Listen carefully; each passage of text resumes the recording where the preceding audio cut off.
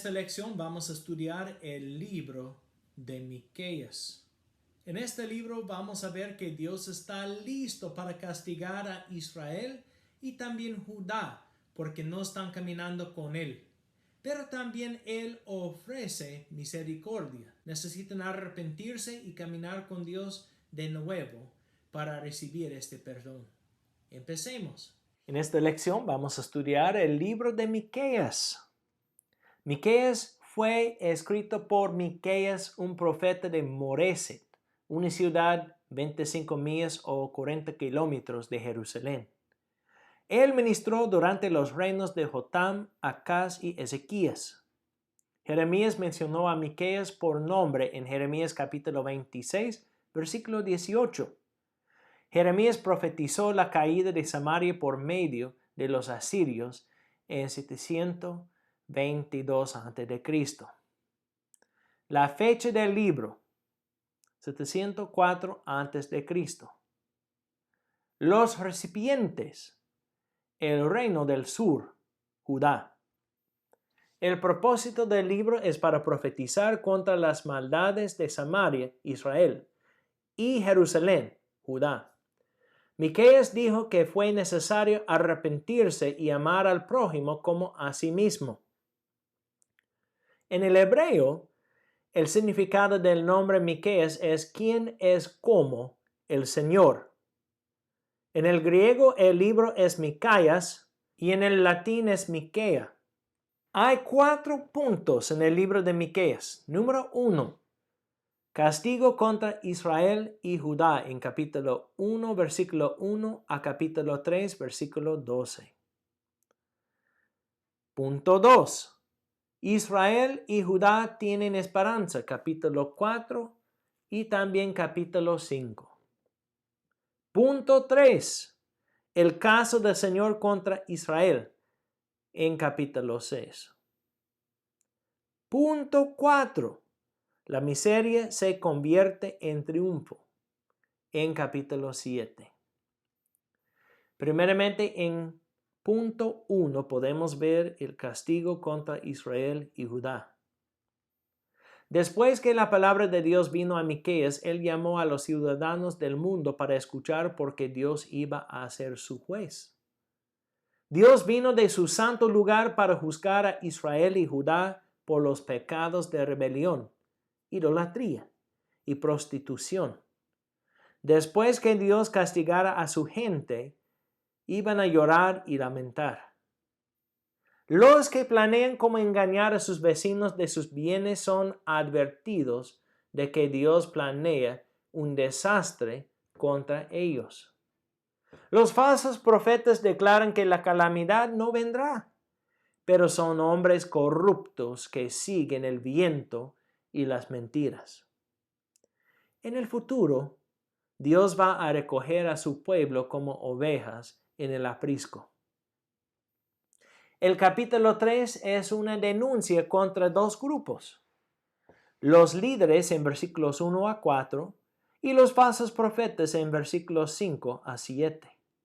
En vez de enseñar la justicia al pueblo, los líderes devoraron a las personas como carne y los falsos profetas las engañaban. Por lo tanto, el Señor Todopoderoso iba a arar a Sión como un campo. Jerusalén se convertirá en un montón de ruinas. Punto 2. Habla acerca de Israel y Judá que tienen esperanza. Capítulo 4 a 5. En los últimos días, el templo del Señor va a ser establecido como cabeza de los montes, y las naciones del mundo irán al templo y el Señor los juzgará. Dice en versículo 3, entonces forjarán sus espadas en rejas de arado y sus lanzas en podaderas. No alzará espada nación contra nación, ni se adiestrarán más para la guerra. El significado es que en el futuro este mundo conocerá paz, porque Dios es el príncipe de paz. Y cuando Jesús regrese al mundo, la paz vendrá con él. En el futuro, Dios proveerá un rey que es Dios y hombre también. Es una referencia de Jesucristo. Dice en Miqueas capítulo 5, versículo 2, pero tú, Belén, Efratá, aunque eres pequeña entre las familias de Judá, de ti me saldrá el que ha de ser gobernante en Israel, y sus orígenes son desde tiempos antiguos, desde los días de la eternidad.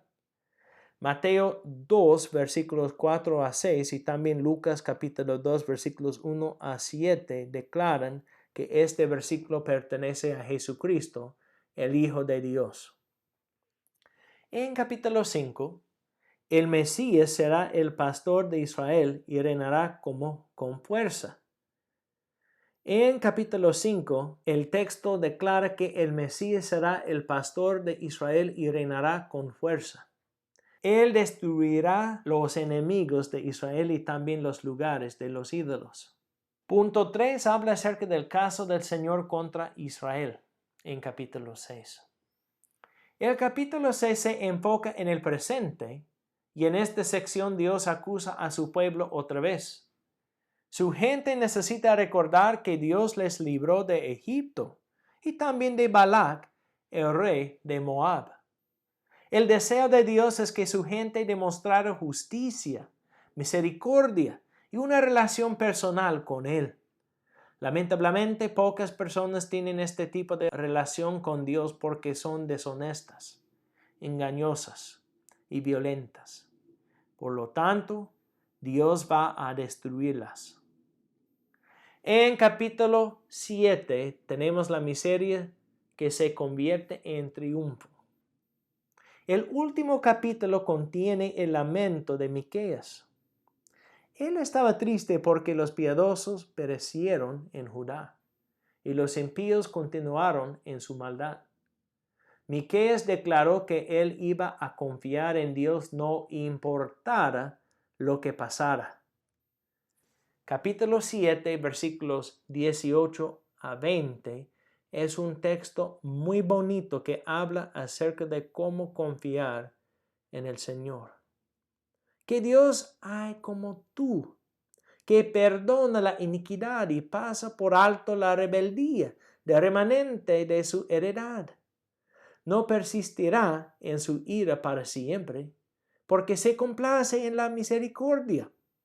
Volverá a compadecerse de nosotros, hollará nuestras iniquidades. Sí, arrojarás a las profundidades del mar todos nuestros pecados.